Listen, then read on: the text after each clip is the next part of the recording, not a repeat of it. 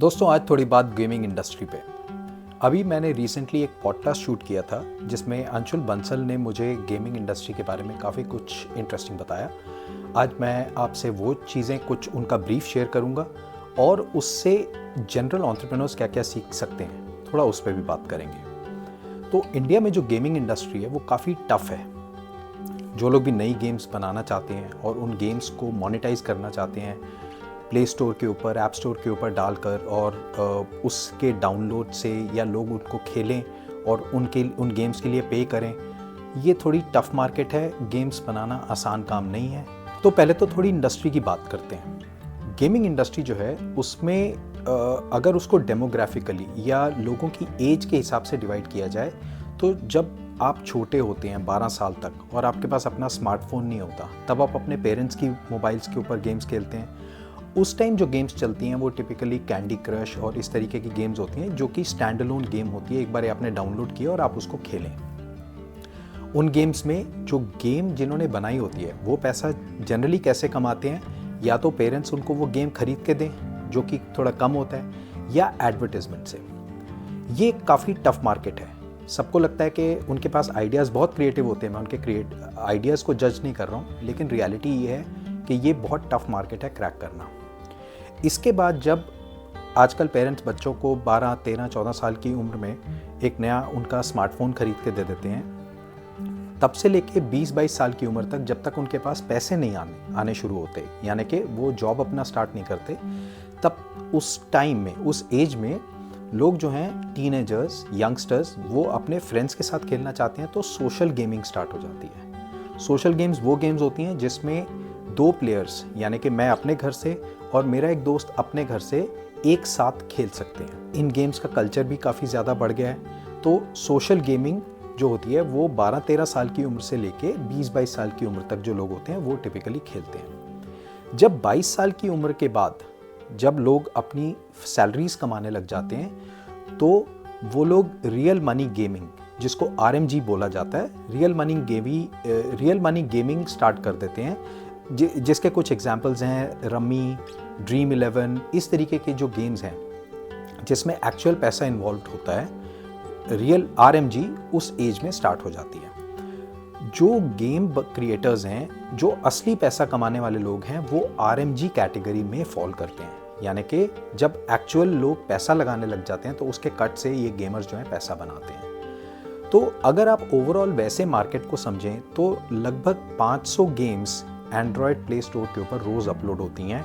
इसका मतलब अगर आप इसको 365 से मल्टीप्लाई करें तो आप सोच ही सकते हैं कि कितना बड़ा नंबर गेम्स का हर साल अपलोड होता है। तो ये एक टफ मार्केट है। इसके अंदर पैसा बनाना आसान नहीं है और इसके अंदर टिपिकली पैसा या तो रियल मनी गेमिंग वाले लोग कमा रहे हैं या बड़े स्टूडियोज़ कमा रहे हैं, जैसे कि टेंसेंट, सोनी, ये लोग जो हैं इन्होंने 80% मार्केट इसकी कैप्चर कर रखी है।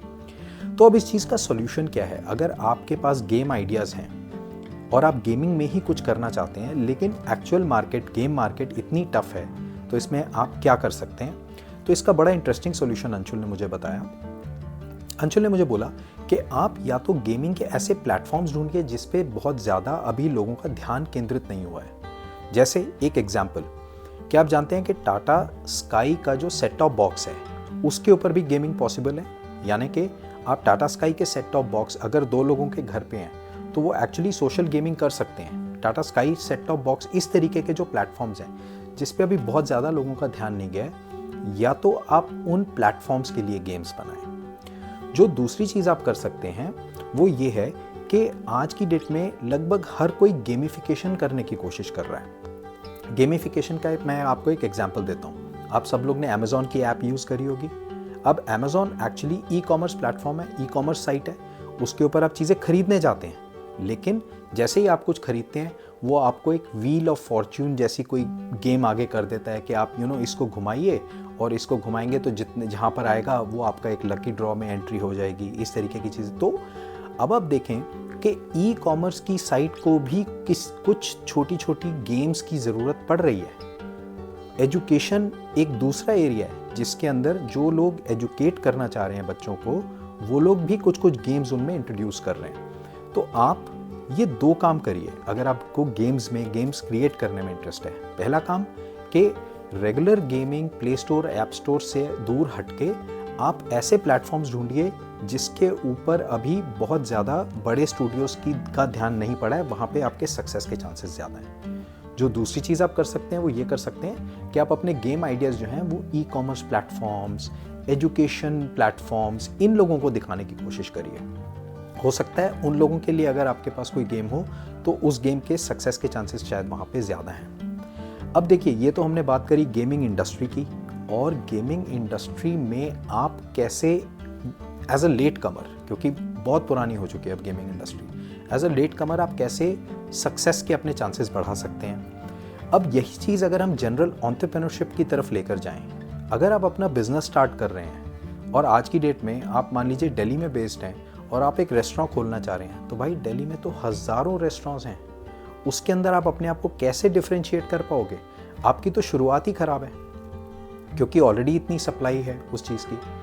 तो अगर गेमिंग इंडस्ट्री से हम कुछ सीख सकते हैं तो ये सीख सकते हैं कि भैया पहले तो अपनी मार्केट रिसर्च करके अपने दिमाग में आइडिया पैदा करो कि अगर उस मार्केट में ऑलरेडी बहुत सारे लोग हैं और आप उन्हीं के तरीके से वैसा ही कुछ करने जा रहे हो, तो शायद आपको बहुत सक्सेस नहीं मिलने वाली है। तो या आप अपना रेस्टोरेंट खोलना है तो ऐसी जगह खोलिए जहाँ पे कोई और नहीं है, कोई और रेस्टोरेंट नहीं है। ऐसी जगह पे खोलिए जहाँ पर फुटफॉल बहुत ज़्यादा है लेकिन वहाँ पे उस तरीके की सप्लाई नहीं है। भाई वहाँ पे मान लीजिए छोटे छोटे ढाबे हैं लेकिन शायद एक अच्छा रेस्टोरेंट वहाँ पे चल जाए, या वहाँ पे बहुत एक्सपेंसिव रेस्टोरेंट्स हैं, हो सकता है वहाँ पे एक बर्गर स्टैंड चल जाए। तो आपको इस तरीके के, अगर आप बहुत सारी सप्लाई के बीच में अगर आप अपनी सप्लाई घुसाने की कोशिश करेंगे और बाकी सप्लाई से भी आपका बहुत ज़्यादा फ़र्क नहीं होगा सामान, तो आप स्ट्रगल करते रह जाएंगे और स्ट्रगल करने का कोई फ़ायदा नहीं है। तो इसलिए बेटर है कि आप ऐसी जगह ढूंढिए, ऐसा कॉर्नर अपने बिजनेस के लिए ढूंढिए जहाँ पर ऑलरेडी आपका कंपटीशन कम हो। तो अगर कंपटीशन कम होगा तो आप नज़र में लोगों की ज़्यादा जल्दी आएंगे और आपको सक्सेस की चांसेस आपके बढ़ जाएंगे। तो दोस्तों, आज के लिए इतना ही। आप अगर ये पूरा पॉडकास्ट देखना चाहते हैं तो मेरे स्टड फार्मर नाम के चैनल पे जाएं और वहाँ पे अंशुल बंसल के साथ जो मेरा पॉडकास्ट है उसको ज़रूर देखें। आपको काफ़ी इंटरेस्टिंग चीज़ें उसमें देखने को मिलेंगी। अगर आपको ये आज का वीडियो अच्छा लगा, इसको लाइक ज़रूर करें, अपने दोस्तों के साथ, अपने फ्रेंड्स, कज़न्स के साथ इसको ज़रूर शेयर करें। Thank you for watching. I will see you again.